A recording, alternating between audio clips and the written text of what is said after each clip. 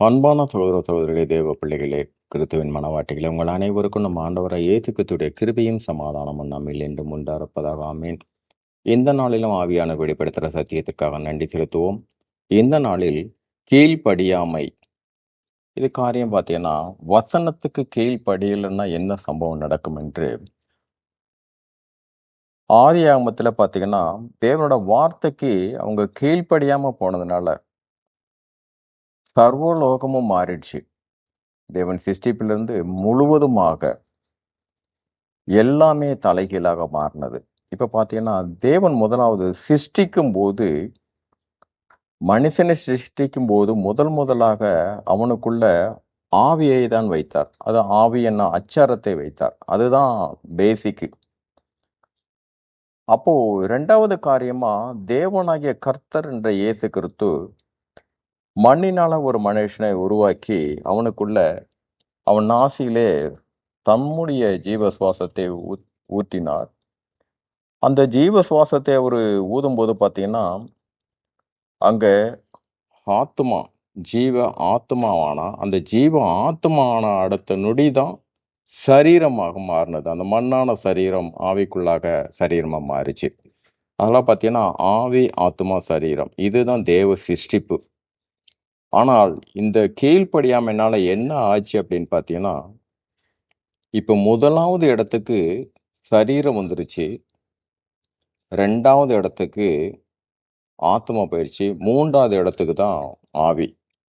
இப்ப நம்மளுடைய அநேகருடைய காரியத்துல பாத்தீங்கன்னா, நம்ம முழுமையாக எதுக்கு முக்கியத்துவம் கொடுப்போம்னா, உடம்புக்கு தான் முக்கியத்துவம் கொடுப்போம், சரீரத்துக்கு.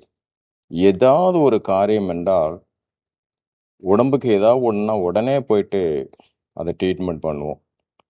ஆனால் இதற்கு எல்லாவற்றையும் காட்டிலும் ஆவியும் ஆத்மா எவ்வளவு முக்கியமானதென்று நாம் அறிந்து கொள்ளாம அது மூன்றாவது இடத்துக்கு போனதுனால என்ன ஆச்சுன்னா, ஆவிக்கு எவ்வளவு முக்கியத்துவம் கொடுக்கிறாருன்னா தேவன், அதுதான் ஒரு சிருஷ்டிப்பு. இந்த ஆவிதான் இயேசு கிறிஸ்து வருகையின் போது நம்மை கொண்டு செல்வதற்கு இந்த ஆவிதான் ஒவ்வொரு காரியத்திலும் நம்மளை உயிர்ப்பிக்கிறது. அதுதான் ஆவியை உயிர்ப்பிக்கிறது. மாமிசமோ ஒன்றுத்துக்கு உதவாதுன்னு. ரெண்டாவது, ஆத்மாவை குறித்து என்ன சொல்றாருன்னா, உங்க ஆத்மா நஷ்டப்படாத வரைக்கும், நஷ்டப்படாம நீங்க பாத்துக்கணும். உங்க பொறுமையினால உங்க ஆத்மாவை காத்து கொள்ளுங்கள். ஆனா நம்ம இது எல்லாமே ஒரு மனுஷனுக்கு ஆத்மாக்குள்ளாக, ஒரு மனசுக்குள்ளாக ஒரு வருத்தமான காரியம் உண்டாச்சுன்னா, அந்த ஆத்மா என்ன ஆகும்னா சோர்ந்து போகும். சோர்ந்து போகும்போது என்ன ஆகும் என்றால், ஆவியும் பலன் இழந்த மாதிரி இருக்கும். அதுக்கு அடுத்தது சரீரம் சுத்தமாக, ஒரு மனுஷன் ஒரு சோர்ந்துட்டாருன்னு வச்சுக்கலாம், நல்லா இருக்கிற மனுஷன் திடீர்னு அமைதியாயிருவாரு. அவர் பார்த்தீங்கன்னா எந்த காரியமும் அவரோட செய்யறதுக்கு தோணாது. அதுக்கு இணையாகவும் சரீரமும் அவரோட சேர்ந்திருக்காதுன்னா, எதையோ ஒன்றை இழந்தவரை போல இருப்பார். ஆனா அங்க இழந்ததை பார்த்தீங்கன்னா, ஆத்துமா சோர்வடையும் போது ஆவிக்குள்ளாகவும் சரி, எல்லாத்துலயுமே கடைசியாக இது எல்லாமே இந்த ஆவி ஆத்துமாக்குள்ளதான் எல்லாமே அடங்கியிருக்கு. அந்த ரெண்டு காரியங்களும் ஆவிதான். ஆவியை நம்மளை எப்பவும் ஒரு பலத்தோட வச்சிருக்கிறது ஆவிதான். ஒரு எக்ஸாம்பிள் சொல்ல போனா, ஒருத்தவங்க சொல்லுவாங்க, நான் மனசு வச்சேன்னா இதையும் செஞ்சு முடிச்சிருவேன் அப்படின்னு.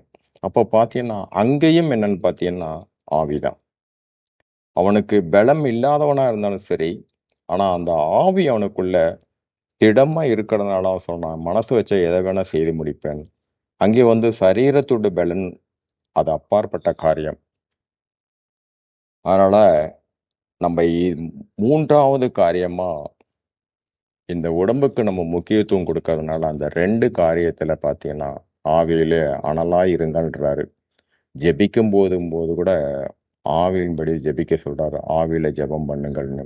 இதெல்லாம் பாத்தீங்கன்னா, ஏனென்றால் இந்த ஆவிக்குள்ள வல்லமையே நாம் அறியறதும் கிடையாது. அதோட முக்கியத்துவத்தையும் நம்ம உணரவும் கிடையாது. என்ன ஒரு காரியமா இருந்தாலும் சரி, நம்ம இந்த உடம்புக்கு தான் முக்கியத்துவம் கொடுப்போம். ஆனா ஆவியும் ஆத்மாவையும் நம்ம எப்பவுமே சரி அதை பலமா வச்சுக்கணும்னு பார்த்தீங்கன்னா, எப்பவுமே நம்ம கிறிஸ்துக்குள்ளாகவே இருக்கும்போது, எப்படி கிறிஸ்துக்குள்ளா இருக்கும்போதுனா, ஏதோ ஒரு சாங்ஸ், ஏதோ ஒரு கிறிஸ்டின் சாங்ஸ் எல்லாம் நம்ம கேட்கும்போது பார்த்தீங்கன்னா, நமக்கு அந்த பலனுக்குள்ள அப்படியே அந்த ஃப்ரெஷ்ஷாவே இருப்போம். அதே மாதிரி தியானிக்கிறது எதுக்கு தியானிக்க சொல்றாங்கன்னா, ஒரு வசனங்களை நமக்கு கொடுக்கப்பட்டிருக்க வசனம், நம்ம கேட்ட வசனத்தை அதை குறிச்சே நம்ம சிந்திச்சு கொண்டு இருக்கும்போது பார்த்தீங்கன்னு வச்சுங்களேன், அதை குறிச்சே நம்ம தியானிக்கிறது, அதை கொஞ்சம் நம்ம சிந்திச்சு கொண்டே இருக்கும்போது பார்த்தீங்கன்னா, மற்ற எல்லா வேலையும் நடந்து கொண்டு தான் இருக்கும். ஆனா மனசு அப்படியே ரொம்ப ஒரு சந்தோஷமா இருக்கும். அது தியானிக்கும் போது உள்ளுக்குள்ள பார்த்தீங்கன்னா, அதுக்கு நம்ம தியானிக்கிறதுக்கு ஒரு பதில் கிடைச்சிரும். நம்ம சிந்திக்கும் போது ஒரு பதில் கிடைக்கும்போது, அடுத்த நொடி பொழுதுல பார்த்தீங்கன்னா, ஆவி அந்த நிமிஷமே பலம் பெறும்போது பார்த்தீங்கன்னா, நம்மள அறியாமல் ஒரு பெரும் சந்தோஷம் நடக்கும். உடனே இந்த சரீரம், அந்த ஆவி ஆத்துமாக்கு கூட இணைந்து, நம்மள அறியாமல நம்மள ஏதாவது ஒரு கையில தாளம் போடுவோம். இது எல்லாம் பார்த்தீங்கன்னா, எங்கன்னா ஆவி, ஆத்துமா நமக்குள்ளாக இந்த தேவனுடைய வார்த்தையை தியானிக்கும் போதும், அவரை ஆராதிக்கும் போது நம்மள அறியாம இந்த சரீரம் பார்த்தீங்கன்னா, இத 2 டேஸ்ட் பண்ணும்போது, நம்மள அறியாம கை தட்டுவோம். இது சரீரம் 3வது இடம். ஆனா, எல்லாம் மாறிடுச்சு. எல்லாம் மாறிடுச்சு. அதனால பார்த்துங்க, கீழ்ப்படியாம ஒரு வசனத்துக்கு நம்ம கீழ்ப்படியாம இருக்கும்போது, எப்படி ஒரு காரியம் நடக்குதுன்னு. அதனால இந்த எல்லா காரியத்திலும் சரி, ஒரு வசனத்தை கேட்டோம்னா, அதன்படி நம்ம நடக்கணும்னு நம்ம தியானிக்கும் போது பார்த்தீங்கன்னா, அநேக காரியங்களை தேவன் நம்மளோடு கூட இருந்து அதை வெளிப்படுத்துவார். சரி, இதுக்காக ஆவியானவருக்கு நன்றி செலுத்துவோம். இந்த காரியத்தின் மூலம் எல்லாவற்றும் மூவரிலும் ஒருவராக இருக்க தேவனே உம்முடைய நாமம் ஒன்றுக்கே மகிமை உண்டாவதாக. ஆமென்.